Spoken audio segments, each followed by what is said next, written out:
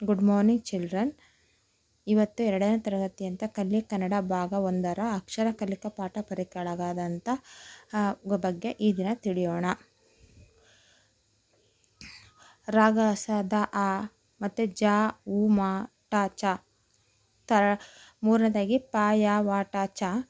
ಇವತ್ತು ನಾವು 4ನೇ ಒಂದು ಭಾಗವಾದಂಥ ಎ ಐ ತ ಳ ಈ ಒಂದು ಅಕ್ಷರಗಳನ್ನು ಬಳಸಿ ಯಾವ ರೀತಿ ಒಂದು ಪದರಚನೆಯನ್ನು ಮಾಡುವುದರ ಬಗ್ಗೆ ಈ ಒಂದು ತರಗತಿಯಲ್ಲಿ ನಾವು ತಿಳಿಯೋಣ.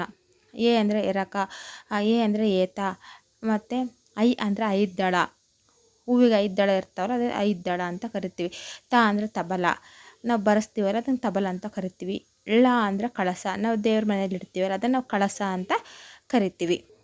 ಮಕ್ಕಳಿಗೆ ನಾವು ಪದಗಳನ್ನು ಯಾವ ರೀತಿಯನ್ನು ಓದಿಸೋದರಿಂದ ಮಕ್ಕಳು ಒಂದು ಅಕ್ಷರಗಳನ್ನು ಕಲಿತಾರೆ ಅನ್ನೋದ್ರ ಬಗ್ಗೆ ನೋಡ್ಬೋದು.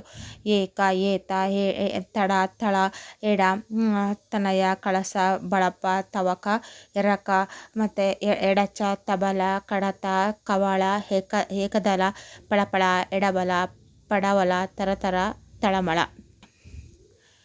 ಅದೇ ರೀತಿ ಅಕ್ಷರವನ್ನು ಆರಿಸಿ ಪದ ಪೂರ್ಣಗೊಳಿಸಿ ತಿಳಿಸಿ ಅಂತ ಕೊಟ್ಟಿದ್ದಾರೆ. ಇಲ್ಲಿ ನಮಗೆ ಡ್ಯಾಶ್ ಕೊಟ್ಟಿದ್ದಾರೆ, ಅದರಲ್ಲಿ ನಾವು ಈ ಒಂದು ಬ್ರಾಕೆಟಲ್ಲಿ ಕೊಟ್ಟಿರೋದ್ರಲ್ಲಿ ನಾವು ಯಾವ ಅಕ್ಷರ ಇದಕ್ಕೆ ಸರಿ ಆಗುತ್ತೆ, ಸರಿ ಹೊಂದುತ್ತೆ ಅನ್ನೋದು ನೋಡಿಬಿಟ್ಟು ನಾವು ಇದರಲ್ಲಿ ಬರೀಬೇಕು, ತುಂಬಬೇಕು. ಎ ಎರಕ, ಐ ಏಕದಳ, ತಳಮಳ, ಕವಲ, ಈ ಥರ ಈ ಅಕ್ಷರಗಳಿಂದ ಆರಂಭವಾಗುವಂಥ ಒಂದೊಂದು ಪದ ಬರೆಯಿರಿ ಅಂತ ಕೊಟ್ಟಿದ್ದಾರೆ.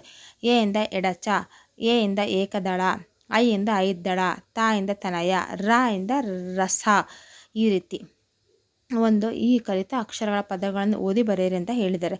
ಇಲ್ಲಿ ನಾವು ರಾಗ ಸ ದ ಆ ಈ ಒಂದು ಇದ್ರ ಬಗ್ಗೆ ನಾವು ಅಕ್ಷರಗಳನ್ನು ಬಳಸಿ ಯಾವ ರೀತಿ ಒಂದು ಪದವನ್ನು ರಚನೆ ಮಾಡೋದ್ರ ಬಗ್ಗೆ ನೋಡಿದ್ವಿ. ಅದೇ ರೀತಿಯಲ್ಲಿ ಪ ಯ ವ ಟ ಚ ಅದ್ರ ಬಗ್ಗೆ ನೋಡಿದ್ವಿ ನಾವು. ಎ ಐ ತಾಳ ಅದ್ರ ಬಗ್ಗೆ ನಾವು ತಿಳ್ಕೊಂಡಿದ್ದೀವಿ. ಅದೇ ರೀತಿ ಇವಾಗ ಜ ಉ ಮ ಬಾನ ಅದ್ರ ಬಗ್ಗೆ ನಾವು ತಿಳ್ಕೊಂಡಿದ್ದೀವಿ. ಅದೇ ರೀತಿಯಲ್ಲಿ ಲ ಡ ಇ ಉ ಕ ಈ ಒಂದು ಅಕ್ಷರಗಳನ್ನು ಬಳಸಿ ನಾವು ಯಾವ ರೀತಿ ಒಂದು ಪದ ರಚನೆ ಮಾಡುವುದರ ಬಗ್ಗೆ ನಾವು ಒಂದು ಮುಂದಿನ ತರಗತಿಯಲ್ಲಿ ನಾವು ತಿಳಿಯೋಣ. Thank you.